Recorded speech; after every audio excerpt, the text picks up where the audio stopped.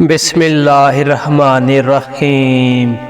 امام حسین علیہ السلام تیزی کے ساتھ عراق روانہ ہو گئے اور منزل ذات ارق تک کہیں توقف نہ فرمایا۔ وہاں آپ نے بشیر بن غالب سے ملاقات کی جو عراق سے آیا ہوا تھا۔ آپ علیہ السلام نے اس سے پوچھا کہ اہل عراق کے کیا حالات ہیں۔ وہ کہنے لگا ان کے دل آپ کے ساتھ ہیں اور تلواریں بنی امیہ کے ساتھ۔ امام علیہ السلام نے فرمایا برادر بنی اسد نے سچ کہا ہے، جو خدا متعال کی مشیت میں ہو وہی انجام پاتا ہے، اور جو وہ ارادہ فرماتا ہے اسی کا حکم دیتا ہے۔ جب ابن زیاد کو امام حسین علیہ السلام کی آمد کی خبر ملی تو اس نے حسین بن نمیر رئیس پولیس کو ایک کثیر لشکر کے ساتھ قادسیہ بھیجا جو کوفہ سے 15 فرسخ کے فاصلے پر ہے، اور اس نے ایک طرف سے قادسیہ سے خفان تک اور دوسری طرف سے قادسیہ سے قططانیہ کو اپنے لشکر سے بھر دیا، اور اس نے تمام علاقے کو اپنے کنٹرول میں لے کر نگرانی شروع کر دی اور لوگوں سے کہا حسین علیہ السلام عراق کی طرف بڑھ رہے ہیں، تیار ہو جاؤ۔ امام علیہ السلام نے مقام ذات ارق سے کوچ کیا، اور جب مقام حاجز جو بطن رما کا ایک مقام ہے پر پہنچے، ابھی جناب مسلم کی شہادت کی خبر آپ تک نہیں پہنچی تھی تو قیس بن مسہر سے داوی اور ایک دوسرے قول کے مطابق عبداللہ بن یکتر کو ایک خط دے کر کوفہ بھیجا، اور اس خط میں اہل کوفہ کو لکھا بسم اللہ الرحمن الرحیم۔ یہ حسین ابن علی علیہ السلام کا اپنے مومن اور مسلمان بھائیوں کے نام ایک خط ہے۔ سلام کے بعد حمد و ثناء پروردگار، مسلم کا خط مجھے پہنچا جس سے تم لوگوں کی نیک اندیشی، ہماری امداد پر اتفاق اور ہمارے حق سے وابستگی کی خبر ہوئی۔ میں خدا متعال سے دعا گو ہوں کہ وہ ہمارے کام کو نیک فرمائے اور اس بارے میں تمہیں بہترین صلہ دے۔ میں منگل کے دن 8 ذی الحجہ یعنی روز ترویہ کو مکہ سے تمہاری طرف سفر پر روانہ ہوا ہوں۔ جب یہ قاصد تم تک پہنچے تو اپنے کام میں جلدی کرنا اور کوشش کرنا، کیونکہ میں اسی روز تم تک پہنچنے والا ہوں۔ السلام علیکم ورحمۃ اللہ وبرکاتہ۔ اس خط کے لکھنے کا سبب یہ تھا کہ جناب مسلم نے اپنی شہادت سے 27 دن پہلے آپ علیہ السلام کو خط لکھا جس میں اہل کوفہ کی اطاعت اور تعاون کا اظہار کیا گیا تھا۔ نیز کے اہل کوفہ نے لکھا تھا کہ یہاں آپ کے لیے 1,00,000 تلواریں آپ کی امداد کے لیے تیار ہیں، آپ انتظار نہ کریں اور جلد از جلد ہماری طرف چلے آئیں۔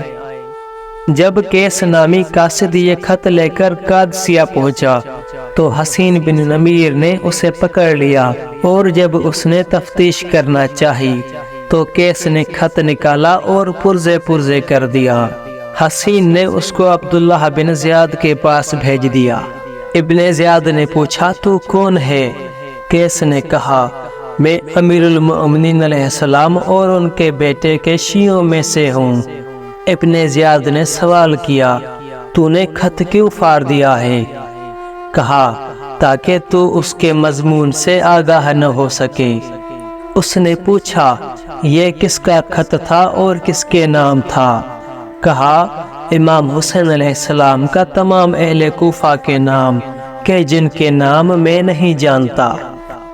ابن زیاد غصے میں آ گیا اور کہنے لگا میں تمہیں اس وقت تک نہیں چھوڑوں گا جب تک کہ تو ان افراد کے نام نہیں بتائے گا یا منبر پر چڑھ کر حسین ابن علی علیہ السلام ان کے باپ اور بھائی کو برا بھلا نہیں کہے گا۔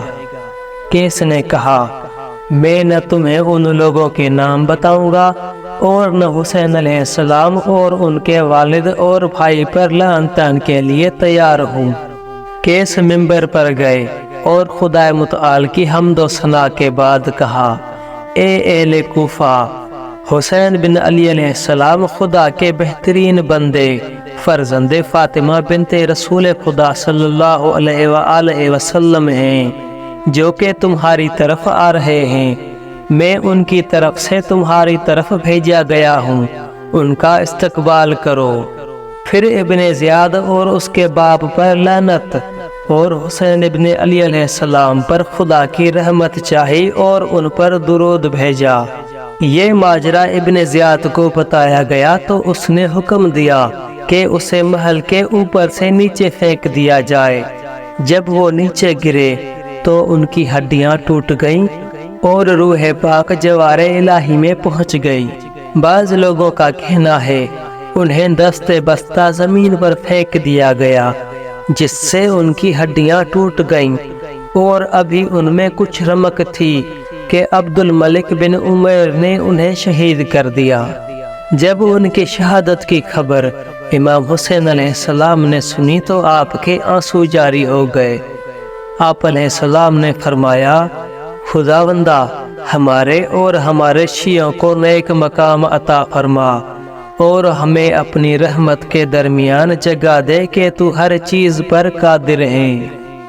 اس بیابان میں پانی تک پہنچے، وہاں عبداللہ بن مطیع ادوی کو دیکھا کہ پانی کے کنارے چلا آ رہا تھا۔ جب اس نے امام علیہ السلام کو دیکھا تو آپ کے پاس آیا اور کہنے لگا، اے رسول خدا صلی اللہ علیہ وآلہ وسلم کے بیٹے، میرے ماں باپ آپ پر قربان، آپ کو کیا چیز اس سرزمین پر کھینچ لائی ہے؟ اس نے امام علیہ السلام کو پکڑ کر گھوڑے سے اتارا۔ امام علیہ السلام نے فرمایا، جیسا کہ تم جانتے ہو کہ معاویہ ہلاک ہو گیا ہے اور عراق کے لوگوں نے مجھے خط لکھ کر اپنی طرف بلایا ہے۔ عبداللہ بن مطیع نے عرض کیا، اے فرزند رسول صلی اللہ علیہ وآلہ وسلم، میں آپ کو خدا کا واسطہ دے کر کہتا ہوں کہ حریم اسلام آپ کی شہادت کے سبب پارا پارا ہو جائے گا۔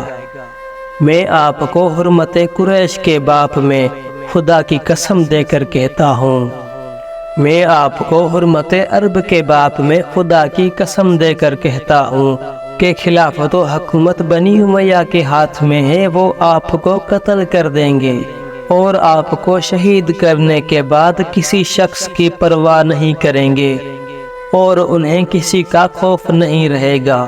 خدا کی قسم، حرمت اسلام، حرمت قریش اور حرمت عرب تباہ ہو جائے گی۔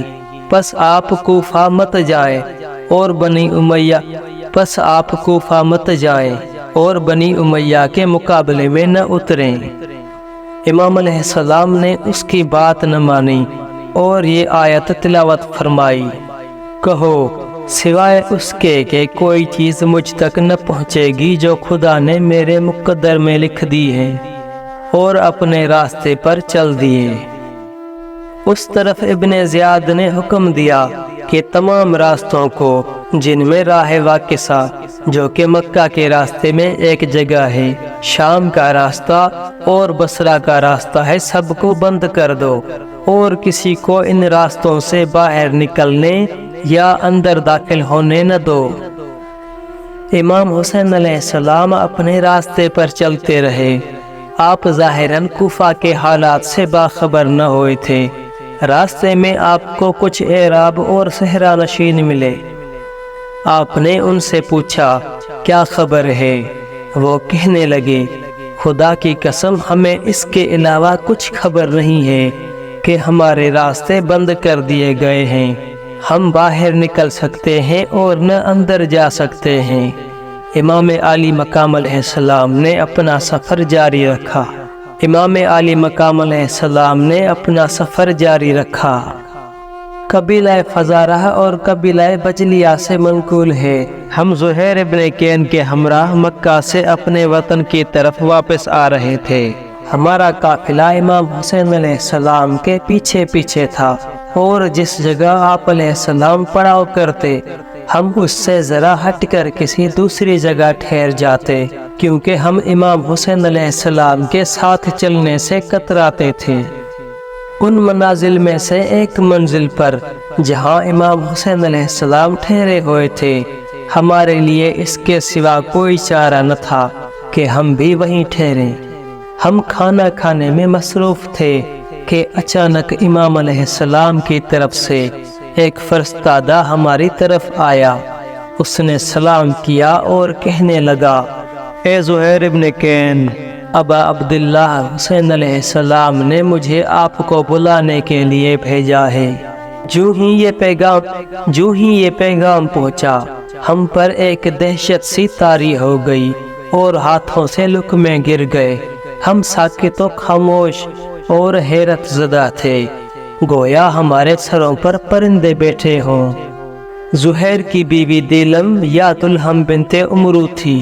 وہ زہیر سے کہنے لگی، سبحان اللہ، رسول خدا صلی اللہ علیہ وآلہ وسلم کے بیٹے نے تمہیں بلایا ہے اور تم ان کی دعوت قبول نہیں کرتے۔ جاؤ اور ان کی بات سنو۔ زہیر امام حسین علیہ السلام کے پاس پہنچے اور تھوڑی دیر نہ گزری تھی کہ خوش و خرم اور نورانی چہرہ لیے واپس آ گئے۔